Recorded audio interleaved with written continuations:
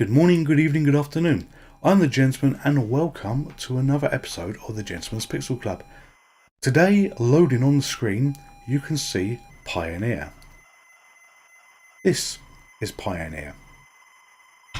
This is a game that I own on the ZX Spectrum, and we are playing on the ZX Spectrum recreated on the MiSTer FPGA. By the wonders of technology, the game has literally just finished loading now. And we are going to be using Kempston joystick to click in and play the game. This game is brutally hard. It's that hard that you have unlimited continues, unlimited restarts in the form of when the game finishes, you can either start from where you left off or restart to start the whole thing from the beginning. This is not easy. You know, this was never meant to be easy, and they designed it that way. But dear God, the mind of the programmers on this game to come up with some of the mazes, some of the challenges they have done here is, you know, God knows what they were drinking, but whatever they were certainly on the puzzle sauce when they came to doing these designs. The objective of this game is to clear computer memory. I want you to think of every level as a different part of the computer. Yes, it would be very odd to have the word help in the middle of computer memory like this, but hey ho, this is what it is. The purple items are considered corruption, and every level, every sheet you have on this 61 level game by Automator, you have purple items to clear. You can't fire, and all you can do is move up, down, left, right, and you can use walls to protect you, which are natural walls on the level, or walls that are created when you walk through the blue background. The blue background is basically an area that will clear when you walk on it, like he is at the moment, although I got himself killed, and you walk through the blue and it turns to black, and the enemies can also walk on that area as well, and you can actually use it to create walls to create some kind of form of defense for when you play. So the enemies have to go around the blue rather than through it. On the earlier playthroughs that I did, I do believe that there was an enemy that once in a while would eat some of the blue background in order to get to you, but it was fairly uncommon. You can't kill the enemies by fire, you don't have fire at your disposal, so all you can do is drop the edit buttons on them, and essentially when there's no blue underneath the edit buttons, they will fall. And there's an interesting concept on one of the levels that we do see in the very near future, so I don't get too far in this really hard game. It starts off where you've got a path of black above you, which is a path that you can walk through or the enemies can walk through, and literally the edit button falls on your head immediately at that point, so you have got to get out of the way, you've got to start moving as soon as the level starts. Every time you enter a level, you've got extra, which is on the bottom right hand side of the screen, and that extra starts spinning and it tries to light up a letter. If you light up the word extra, you get an extra life of all things. You start with 4 lives. You only see 3 of them on the screen because they've only got space to show 3 there, and if you get an extra life it will play a little ditty and then you will basically move on to the start of the level. The lives may seem many, but there's nowhere near enough. You could not really get through all levels of this game easily with the lives that it gives you. You know, you would have to have blind luck, you would have to have skill, and the mind of a madman. And look at this. As soon as it stops spinning, that edit button falls down, and if that hits me on the head, I'm dead, game over, another life. And you have to watch these levels as soon as you start.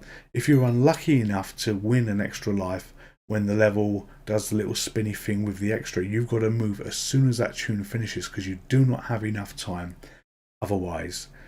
The enemies, that they have some very strange AI that's going on here. You could wonder about my AI, in fact my intelligence, not artificial intelligence, the way that I play these games, the way that I get myself stupidly killed like I did there. But what you never saw is, because of the way the AI works, sometimes you can get away with things, other times you can't.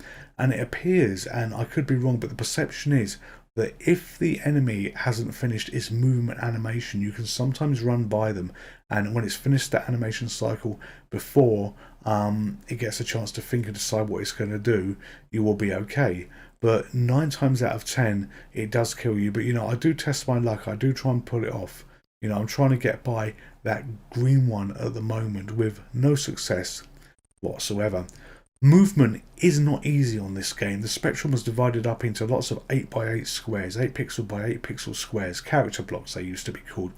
And your man that you control, Bert, who you control here, is actually a 16 by 16 character block, and you have to be perfectly lined up if you're going to collect any of the corruption, any of the purple items that you see in this game. We're restarting the game now, but we're restarted from the last level that we died on, and we died again by that falling edit button. But yeah, you've got to be perfectly lined up to get those purple items. You cannot touch the edge if you're off-centered, say halfway across it, and not fully lined up with it. It doesn't work that way. And when he moves, he doesn't turn very quickly. You can't spin on a dime or anything else like this. You've got to very carefully plan your movement. Sometimes you can touch down and push upwards like I've got away with there, but other times if you do that maneuver, it will kill you. And there's a huge doubt on anything you want to try and pull off, any of the maneuvers that you want to do here. Are you actually going to get away with it? And the way this game works with the mazes, the patterns, and the mazes that you create yourself by walking through the blue that turns to black, you create pretty much different levels every time, different challenges, and it is so hard to box yourself in here. When the level finishes, what you're going to see is any blue that is left on the screen, and I don't know what the official game words for it, so we're going to keep calling it blue, gets converted to points as it clears down and does a really flashy thing on the border like you see now. This level here, you don't get much time to even figure out what you're going to do, because it doesn't cheat. Cheat is not the fair word for it. But while you're waiting for the extra spinny thing to be doing, what I would love to see is actually all the enemies on the screen, all the edit buttons on the screen, so in your mind you can just try and figure out what way you're going to go, what path you're going to go on this. I have finished this game, but it was decades ago that I finished this game. It would have had to have been back in the late 80s. I had a thing about automated games. I did love the games they did. I'm trying to rebuild my collection of them now. I've got a few of them. I've got Morris Meets the Bikers. When I did the Morris Meets the Biker video, I said I did have it, but I went back in the loft to try and find the damn game again, and I was unable to find it. So, we'll assume that it's got lost, it got thrown out with a whole load of other stuff that really seems to be missing at the moment. So I'm on a quest, I'm on a mission to get some of those games back. I'm doing this through eBay, eBay and other places, but predominantly eBay. eBay is just, it's exactly what you expect. Loads of people wanting to make a lot of money. It's very hard to not get a bargain, but just get a game that's not vastly overpriced, And this is something that I heard about challenges trying to buy some of this retro stuff, how it was vastly overpriced. But I'm learning this for the first time, using my very own money. One game that I wanted to get, which I know that I had and I think is lost somewhere in the same box that probably got chucked out with Morris Meets the Bikers, is MiSTer. Looking on eBay today, that goes for 40 of your Earth pounds, 40 quid for that game. And it wasn't a particularly good game, but they consider it a rare game. I put in what I thought was a reasonable offer, even though it was, I thought I was paying over the price for it, but no, they flatly turned that down. So I'm going to have to get used to very quickly either winning the lottery and winning more than 3 numbers, which is not going to happen, or there's going to be a lot of games that I'm not going to be able to complete. I'm not going to be able to complete the collection.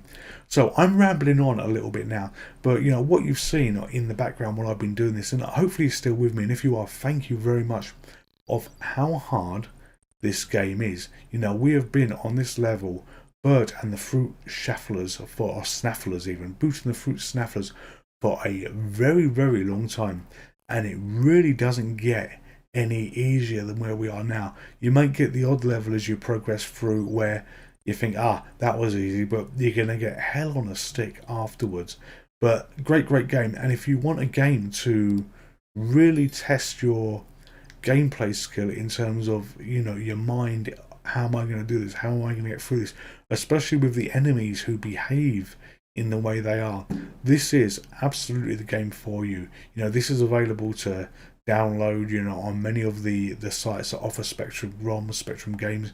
You know, don't do what I did and, you know, buy an original copy, because it'll cost you an absolute fortune and you probably won't be able to do it. This isn't one of the games that's, you know, restricted for downloads like some of the Ultimate Play the Game titles are. So absolutely go for it. I thoroughly put my teeth in there. Recommend this so you can be as frustrated as I am. You know, if I had hair, I would have far less hair by the time that I finish this. In fact, my head would be as bald as Bert's, who's playing the game there at the moment. You know, and it is through nature, but this would certainly have been an accelerant for it. It really would have. You've seen me kill one of the rare times an enemy there with the edit button, but as I say, it's so hard on this game. I'm going to let this play out. You know, he's got another life left and then it's going to be game over. But hope you've enjoyed the video. Thank you for sticking with me. Look forward to seeing you on the next video. And until then, stay safe, stay well, and I will see you next time. Goodbye.